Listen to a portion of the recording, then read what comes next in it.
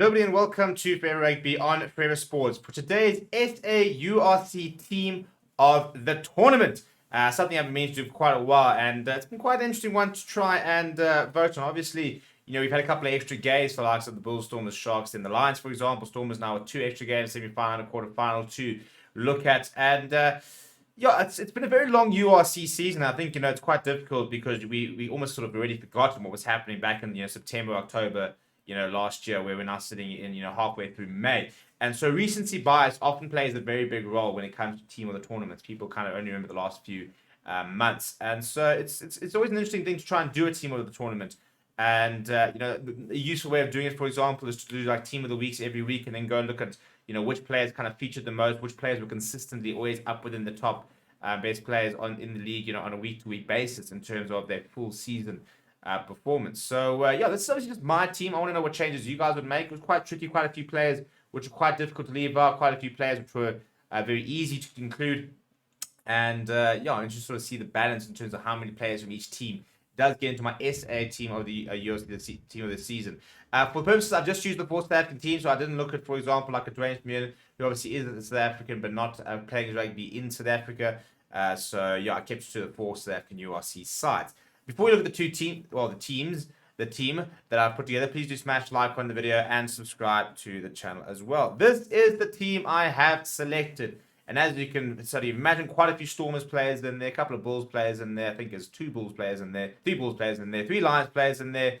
I think Sharks have got 2 representatives and Stormers with the rest. So Stormers with 1, 2, 3, 4, 5, 6, 7. Half the team is Stormers, which you kind of expect, don't you? So let's go through it, shall we? First of all, Stephen Kitsoff, best loose in the country by quite a long way. I thought Oxen Chair would obviously be the deputy for him, but Stephen Kitsoff's been absolutely brilliant. Would probably be the captain of this side, if you were to choose a captain.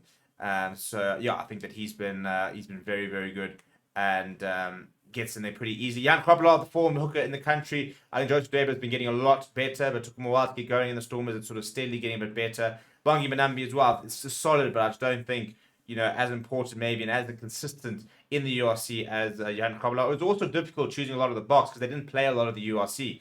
I think, for example, Evan Edsmith only played about 250 URC minutes this season. That's why I think a lot of these players would not be sort of Springbok players because they just didn't play a lot of rugby throughout the season. A lot of them having to rest, a lot of them out with training camps and the likes. So didn't really get an opportunity there. So Thomas Stoigon with the tight head.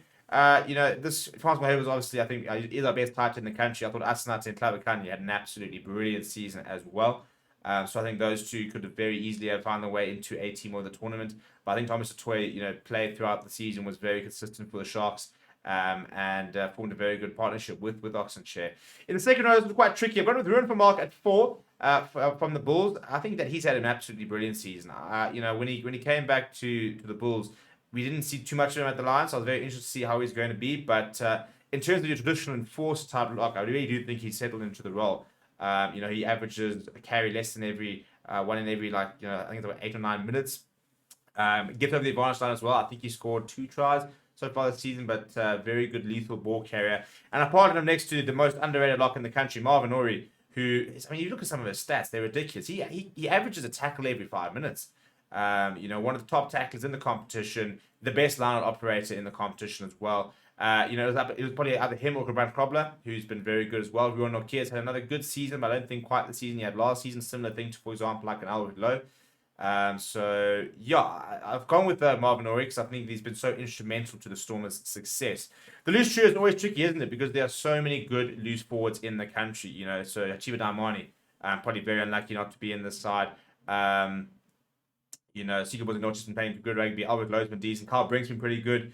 Sia Khaleesi, when he did play, was very good. Ben Jason Dixon is someone who I've been very impressed with in the last few months. So I've got Dion Fourie at 6. I think he's been the standout in the country, and I think very much probably booked himself a spot on the plane to France. And I think the 2 Lions players, Emmanuel Tutuka and Frank Horn. Tutuka, tell you what, I think a year ago we did a US team of the season. His brother was in the number 7 jersey. He's been absolutely brilliant this season for the Lions. Really taken a step up. Gets over the advantage line, does a lot of hard work, and has really filled the void left by his brother. Who would have thought that he actually would have stepped up? And ironically, has probably had a better season than Vincent. It took quite a while to sort of settle into the Sharks. In the last couple of games, started to see the Vincent Tuka we saw at the Lions, and hopefully we'll see a bit more of that. Eighth man, I think that's a pretty easy decision. I think Franco Horn has been the best number 8 in the country in the last sort of URC. Albert Lowe, I think, has had some very good games, but even through his own admission, hasn't been playing his best rugby. Pesi Butledi, Sikabosi Noche have been fighting out for the Sharks. I think Noche has finally sort of grabbed the number 8 and made it his own. Evan Roos missed basically the entire season, so Franco Horn, 7 tries I think it was over the course of the season. I think he beat about 40 defenders over the season. I mean, his stats be like a backline player. He's absolutely pivotal to the Lions, and I thought it was an absolutely brilliant season. I do think that he will be pushing for higher honours in the years to come. Number 10, Mike Lebok. I think that's a pretty easy one. The leading point scorer in the competition. Curran Bosch probably the only one putting in sort of any sort of pressure on him from a performance point of view.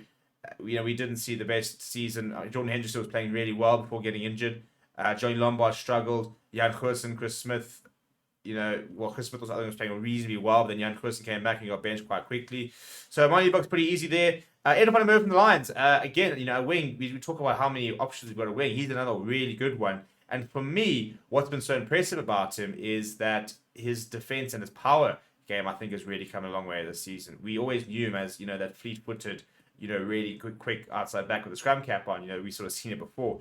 But if you've seen his physical presence this season, as well as how well he's defended, I think he's coming leaps and bounds. On the other way, I went with Kane Moody. I believe scoring about 8 tries over the course of the season. Sebastian Snatler would have been an option there. But I think that we've seen a lot of rotation across all the various teams. As I said, Emma Pimpy not getting a lot of game time. Leon Zas out for most of the season. I've gone with Kane Moody there. In the centres, I've gone with Dan du Plessis and Ruan Nala. Almost as a combination, I suppose. Dan du Plessis, for me, has been absolutely brilliant. Harold Forster had a decent season. Marius Lowe, quite a good season for the Sharks. I mean, for the Lions, rather. His move from the Sharks.